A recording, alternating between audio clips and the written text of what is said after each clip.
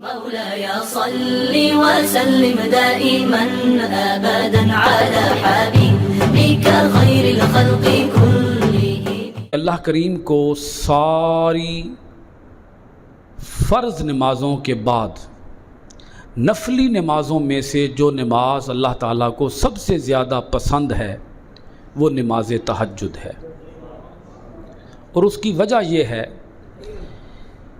کہ ایک بندہ جب نماز تہجد ادا کرتا ہے تو وہ اپنا آرام چھوڑ کے نماز تہجد ادا کرتا ہے۔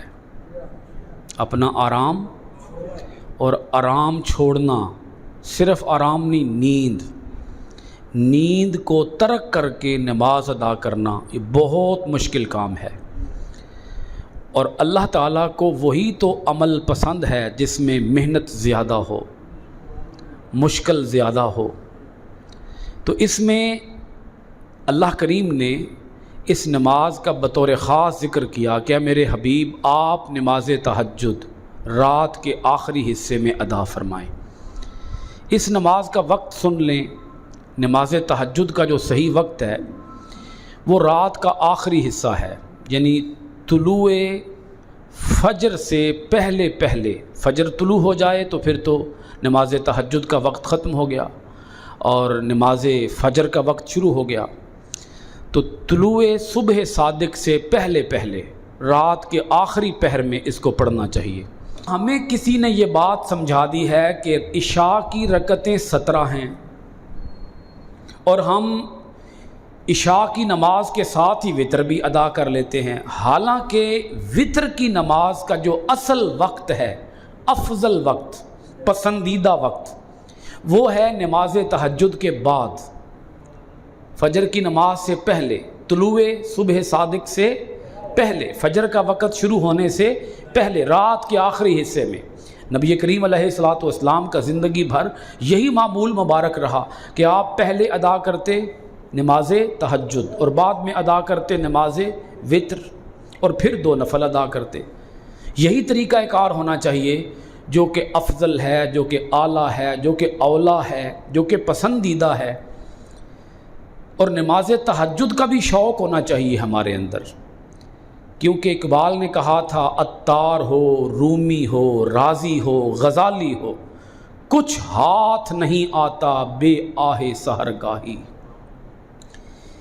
یہ جو رات کی آخری پہر کی برکتیں ہیں، آپ جانتے ہیں کتنی برکتیں ہیں آخری پہر کی۔ ہر رات کو جب رات کا پچھلا پہر آتا ہے تو اللہ کی رحمت پہلے آسمان پہ آ جاتی ہے اور آواز لگاتی ہے کہ ہے کوئی مجھ سے صدا کرنے والا، کوئی مجھ سے بھیک مانگنے والا، کوئی مجھ سے خیرات کا سوالی، مجھ سے رزق مانگے میں اس کو رزق عطا کروں، مجھ سے دولت مانگے میں اس کو دولت عطا کروں، مجھ سے علم مانگے میں اسے علم عطا کروں، مجھ سے اولاد مانگے میں اس کو اولاد عطا کروں۔ آؤ اپنے سوال لے کر میری بارگاہ میں۔ جب ساری دنیا خواب خرگوش کے مزے لے رہی ہوتی ہے، اللہ کے جو سچے بندے ہیں، کامل بندے ہیں، مخلص بندے ہیں، صالح بندے ہیں، وہ رات کے آخری پہر میں اٹھ کے اس رب کے حضور فریادیں کرتے ہیں، اس رب سے اپنا تعلق قائم کرتے ہیں، اپنا تعلق بحال کرتے ہیں، اپنے گناہوں کی معافی کا سوال کرتے ہیں، بخشش مانگتے ہیں، اللہ سے فضل مانگتے ہیں۔ بھئی جتنے درجوں کی بلندی ہے، مراتب کی بلندی ہے، یہ رات کے آخری پہر کی برکتیں ہیں جو آسمان سے آواز دی جا رہی ہوتی ہے۔ اقبال نے کہا تھا ہم تو مائل بکرم ہیں کوئی سائل ہی نہیں، راہ دکھلائیں کسے کوئی راہ رو منزل ہی نہیں۔ آئیں اس رب سے لو لگائیں رات کے بولیے آخری پہر میں، آخری حصے میں۔ اب جو نماز وتر ہے، نماز وتر، اس کا جو افضل ترین وقت ہے وہ نماز تہجد کے بعد ہے، لیکن سہولت یہ دے دی گئی اسلام کے اندر، شریعت کے اندر، کہ جس آدمی کو یہ خدشہ ہو یا کھٹکا ہو یا خطرہ ہو کہ مجھے جاگ نہیں آئے گی اور میری وتر کی نماز رہ جائے گی، اس کے لیے حکم ہے کہ وہ رات کو عشاء پڑھ کے سوئے، کیونکہ اگر وتر پڑھے بغیر سو جائے گا، وتر پڑھ کے سوئے، اگر وتر پڑھے بغیر سو جائے گا تو کہیں اس کے وتر رہ ہی نہ جائیں۔ یہ اس کے لیے مسئلہ بیان کیا گیا ہے، بولیے جس کو یہ ڈر ہو کہ مجھے کہیں جاگ نہ آئے اور وطر رہ نہ جائے۔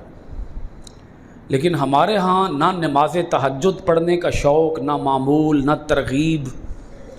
ہم تو فرض پڑھ لیں تو بڑی اوکھی بات ہے یہ بھی۔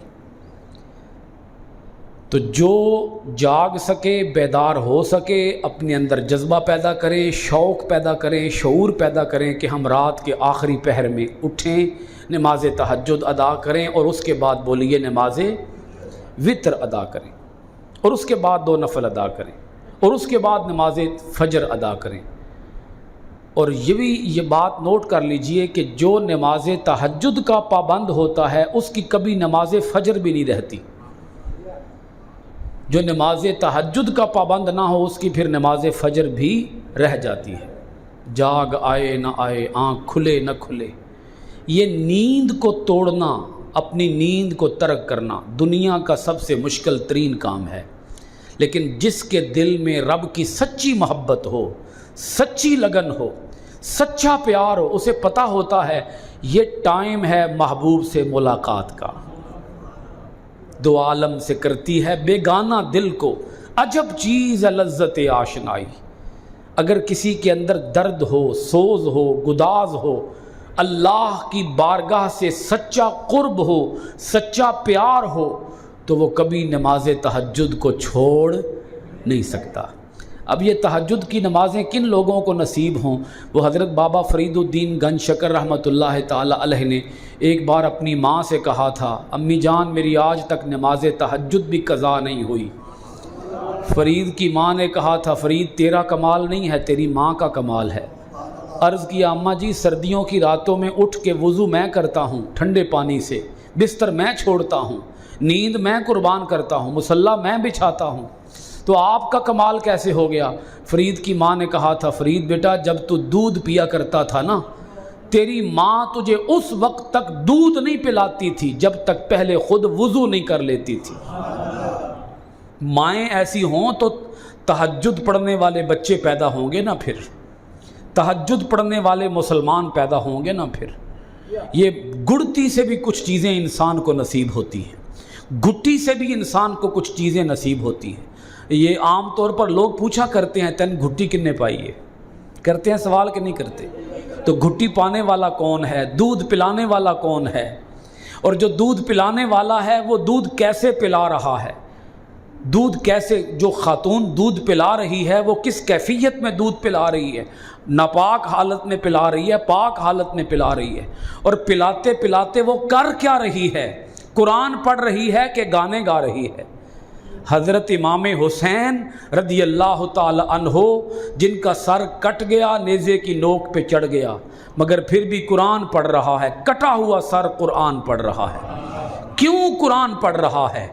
کیونکہ ماں وہ تھی جو جنتی عورتوں کی سردار تھی، خاتون جنت سیدہ طیبہ طاہرہ حضرت فاطمۃ الزہراء رضی اللہ تعالی عنہا۔ وہ جب دودھ پلاتی تھیں اپنے بیٹے حسین کو تو بولیے کیا کرتی تھی؟ ساتھ قرآن پڑھتی تھی۔ ادھر دودھ پلایا جا رہا ہے، ادھر قرآن پڑھا جا رہا ہے۔ تو یہ مائیں ایسی ہوں گی تو پھر بیٹے ایسے ہوں گے نا جی۔ تو اگر مائیں ہی ماڈرن ہوں، نہ کبھی نقاب کیا ہو، نہ حجاب کیا ہو، نہ کبھی پردہ کیا ہو، اور بے حیا مائیں ہوں، تو پھر بچے کیسے باغیرت اور با حیا پیدا ہو سکتے ہیں، اور نمازی اور قرآن کے قاری پیدا ہو سکتے ہیں؟ تو نماز تہجد یہ سب سے زیادہ نفلی نمازوں میں سے پسندیدہ ترین نماز ہے، اور نبی کریم علیہ الصلوۃ والسلام کی پسندیدہ ترین نماز، محبوب نماز۔ آپ نے عمر بھر یہ نماز بولیے نہیں چھوڑی، آپ ادا کرتے رہے۔ اولیاء کا معمول رہا، صوفیاء کا معمول رہا۔ ولی بن ہی نہیں سکتا نماز تہجد کے بغیر۔ ولایت ملتی ہی تب ہے جب بندہ بولیے کیا کرے، بولے نا، اچھی بول دو خیر ہی ہے۔ ولی تب بنتا ہے جب نماز تہجد ادا کرے۔ نماز تہجد کے بغیر کسی کو اللہ کا قرب نصیب نہیں ہوگا۔ ولایت، صالحیت، تقوی، خوف خدا، ورع، پرہیزگاری یہ نصیب ہی تب ہوگی جب بولیے بندہ کیا کرے گا، نماز تہجد ادا کرے گا۔ حدیث پاک کے اندر آتا ہے قیامت کے دن وہ رب آواز دے گا کہ کہاں ہیں میرے وہ بندے جو راتوں کی نیند میری رضا کی خاطر چھوڑ دیا کرتے تھے۔ وہ بندے اللہ کی بارگاہ میں پیش ہوں گے کہ مولا ہم تجھے راضی کرنے کے لیے راتوں کی تاریکی میں اٹھ کے مصلی بچھا کے تیرے حضور سجدے کیا کرتے تھے، تیری رضا کی خاطر نیند قربان کر دیا کرتے تھے۔ حدیث پاک کے اندر آتا ہے اللہ تعالیٰ انہیں بلا حساب جنت عطا فرمائے گا۔ بلا حساب جنت کن کو عطا کی جائے گی؟ بولیے ذرا، نماز تہجد پڑھنے والوں کو عطا کی جائے گی۔ شوق پیدا کریں اپنے اندر اس نماز کا، کوشش کریں، روٹین بنائیں۔ کام مشکل نہیں ہے، صرف روٹین بنانے کی ضرورت ہے۔ انسان اپنی جو بھی روٹین بنانا چاہے بولیے وہ بنا سکتا ہے۔ روٹیاں 2 کھانا شروع کر دے تو پھر بھوک 2 سے ہی مرے گی، 1 روٹی کھانا شروع کر دے تو پھر بھوک 1 سے ہی مر جائے گی۔ جی، رات کے 2 بجے اٹھنے کا معمول بنا لے، اگر بنا لے معمول، 2 بجے اٹھ جائے گا، آنکھ کھل جائے گی۔ وہ جو نماز تہجد پڑھنا شروع کر دیتے ہیں انہیں پھر نماز کے اندر چس آتی ہے، سکون ملتا ہے انہیں، نماز کے اندر وہ حظ، وہ مزہ، وہ لطف نصیب ہوتا ہے، پھر وہ نیند چھوڑ سکتے ہیں، نماز نہیں چھوڑ سکتے۔ مولاي صل وسلم دائما أبدا على حبيبك خير الخلق كلهم